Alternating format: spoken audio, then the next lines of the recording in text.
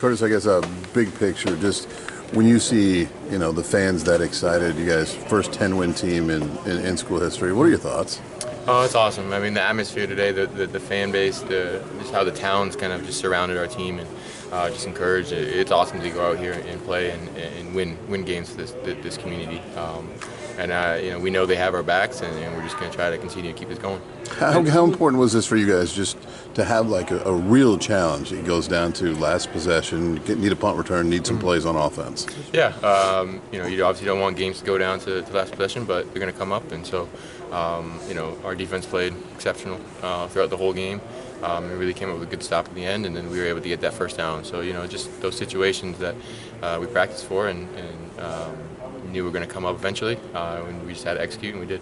I know you'll know more when you break kind of it all down, but how do you split that first half? You guys moved the ball pretty well, obviously scored 17 points, and then the second half where the offense just kind of couldn't find its rhythm. Yeah, we were going against a really good defense, and so that first half we had to be near perfect. Made some good reads and some big catches, some big runs. In the second half, we just didn't go our way. The second half, we didn't make those same plays. And in games like this, against teams and defenses like those, we got to make those plays. And so that's definitely something that we're going to have to improve on and continue to work on throughout the rest of the year. Was it something Michigan was doing defensively, like specifically that was some of the best problems in the second half? I mean, it's a lot of what they've been doing, and so we knew that they were going to run the coverages, have different thought processes throughout the game. But hats off to them for containing and shortening the field and the drives that we had. So they did a good job, but at the same time, we can definitely fix things on our own. How tough is it late in the week when you have an injury to a starter on the offensive line? Yeah, it's huge. I mean, Drew's one of my favorite guys on the team. Big piece of the O-line. He's one of the hardest workers that I know, and so losing a guy like that definitely hurts. But it's always been next man up. Tyler Stevens has been a guy that everyone loves as well. Stepped up in that role, did a great job, and we'll continue to lean on him and the rest of our line. After winning 9 games by 14 or more points. Go ahead. After winning 9 games by 14 or more points, you have this close one. What does that tell you about the team to be able to pull out a close one against a decent team? Yeah, I mean, these are games that really test you as a team. See if you can hang on, you can win those tight games. We knew eventually that we'd come to a game where it would be close. We'd have to see what we're made of. So I'm really proud of how we handled it. Again, our defense stepped up in big times, and just continue to build on this because it's another big moment we got for the season. How did your thumb feel today? It wasn't too bad. Yeah, it was all right. Do you feel like it affected you at all past the ball? No, I'll be good. How did it feel throughout the week leading into the game?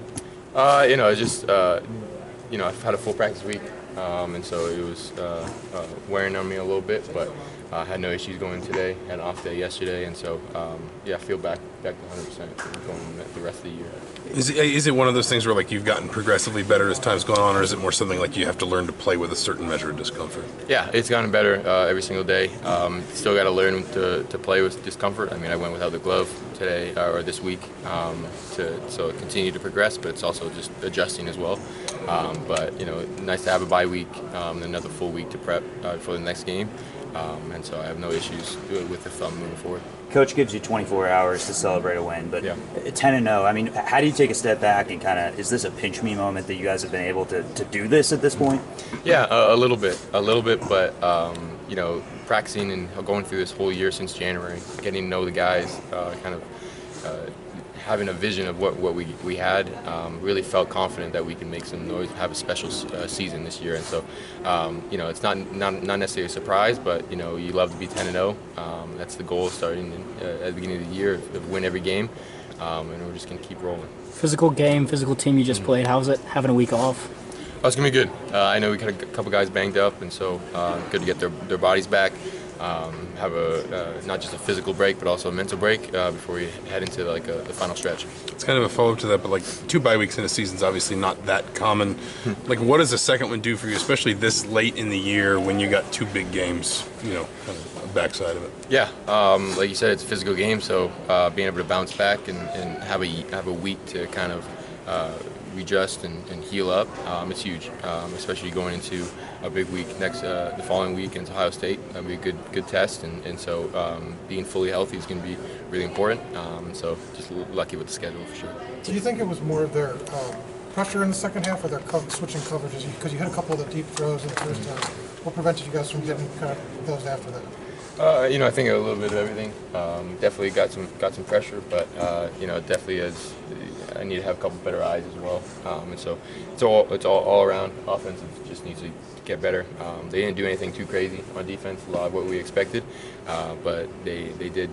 Some more shift to the coverage. Nothing more than we had seen all season. I need to do a better job of seeing it better, getting the ball out, and not having to put the stress on the O-line for as long as I did sometimes. You guys are 10-0. You beat the defending national champs, but everyone's talking about, hey, we could play a lot better. What's that feeling like to do that, especially here at a school that isn't used to being in this position? Yeah, it's just a team that all the players are chasing perfection and know that no matter what, there's going to be a little bit we can improve on, a little bit to learn. You get to the end of the season like this, and 10 games in, and you're still learning. We're going to go on Monday and say, congrats on the win, good job, and we beat the defending champions. They're a hell of a defense, but we get a little better too, and so that's encouraging, knowing that we didn't just put our best game out there. We still got some growth and stuff, so it's encouraging.